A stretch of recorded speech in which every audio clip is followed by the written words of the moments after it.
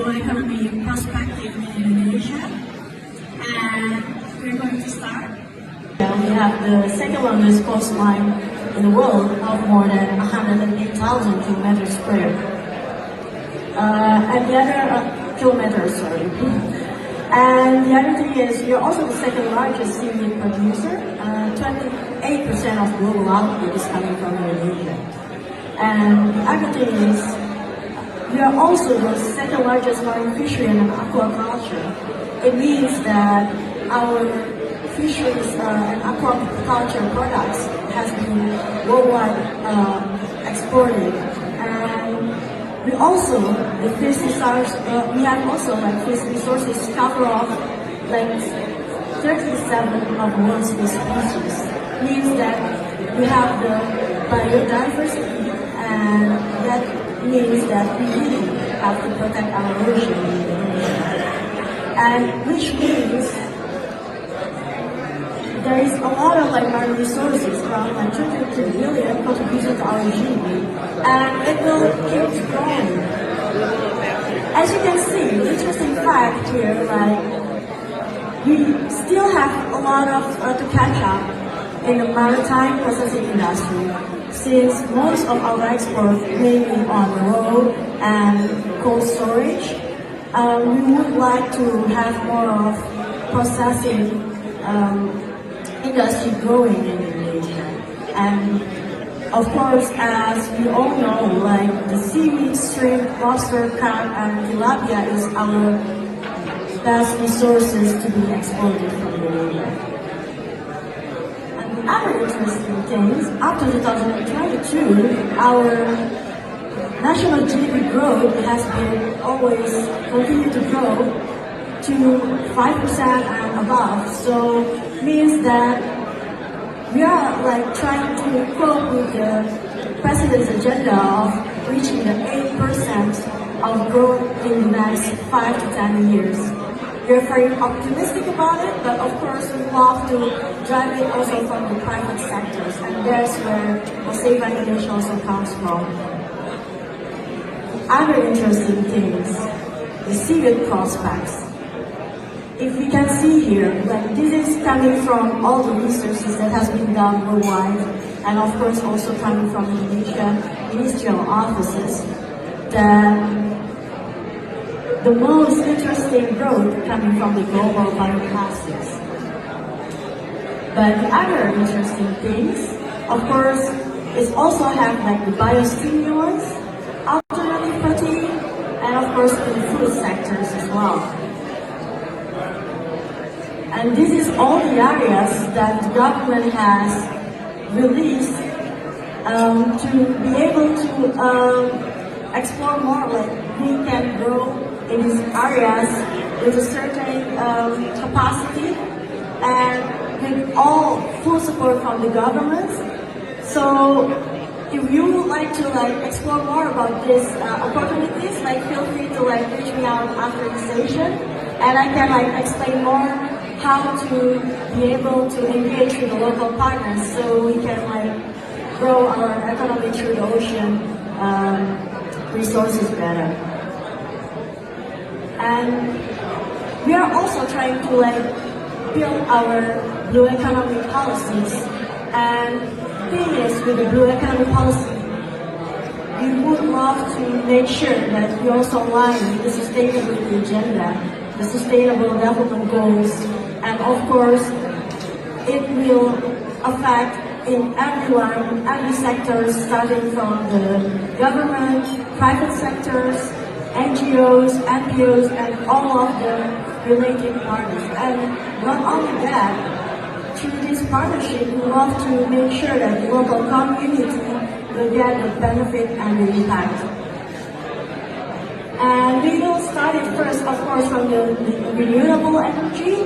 So a lot of companies now has been trying to have a clean energy setup, and that was the most important. Like, if you want to like start a conversation, that we are having the right mindset to start it, right?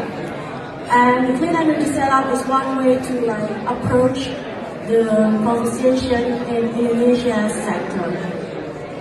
And the other thing is, due to the climate change, we want to make sure that we are aligning with the international agenda to make sure that we are also supporting this. And of course, I couldn't speak on behalf of the government, but from the private sectors, I think a lot of like alliances and also community in private sectors that has been like driving it like through the channel. And the other thing is for the fisheries, we also do have more responsible like fisheries as well. So we're trying to make sure that there will be no overfishing anymore, and that can be seen through our like reports quarterly and yearly by government. And the other thing is, of course, we also have to improve our marine transportation.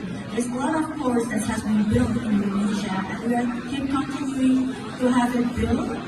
Of course, this is going to be between like G2G and B2B, G2B, and all the cooperation that can be like pushed to make sure that we can reach it like by 2030 and 35. And the other thing is, in terms of tourism, we also like try to move from only normal tourism to the sustainable tourism as well. So a lot of the project that has been done, not only in Bali but in other like provinces in Indonesia, to make sure that the sustainable tourism is being developed. And the other thing is, of course, we know that Indonesia is one of the biggest like waste producer in the world. We totally like agree that, but there's a lot of like also initiatives that make sure that we are trying to tackle this. I know it's a lot of work, but together, I think it's not impossible to do it.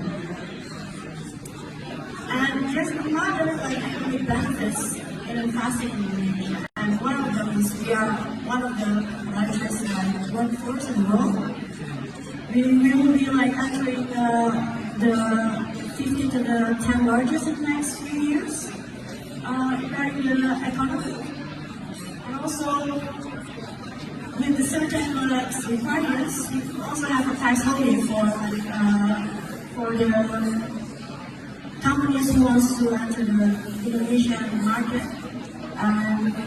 It will be easy for us to like find it through the investment ministerial's like website. And of course, there's a lot of like guidance there that we can like discuss further. And there's also like tax allowances and also tax exemptions when we're trying to like deliver like the machinery and also all the resources like to make sure that the building of the industry is aligned with the governmental standard as well. And of course, there will be also like a tax deduction. So a lot of like economic benefits coming from the government, but of course this comes with a requirement as well, and we want to make sure that this is of course aligned with what the private sector needs as well. Why blue economic opportunities is huge in Indonesia. First of all, like we want to make sure that the clean energy setup is one of the primary things that we want to like push towards. And of course, the regenerative farming, this is also aligned with the government agenda. We want to make sure that we have food security in the next few years. And of course, we want to have like carbon capture and innovation and technology, tax holiday, and also of course plastic credits. And what's in it for everyone? Of course, we want to bring sustainability values to our business. And we want to support local community and also of course like again for the inclusive economy of people. And of course profitable business with better impact for the environment, green business economy closer to SDGs, and of course boost innovations. And I think that's what I can say. And I would like to of course discuss and explore and explain more to other people and not only one way, but really get it through after this. But thank you very much for listening.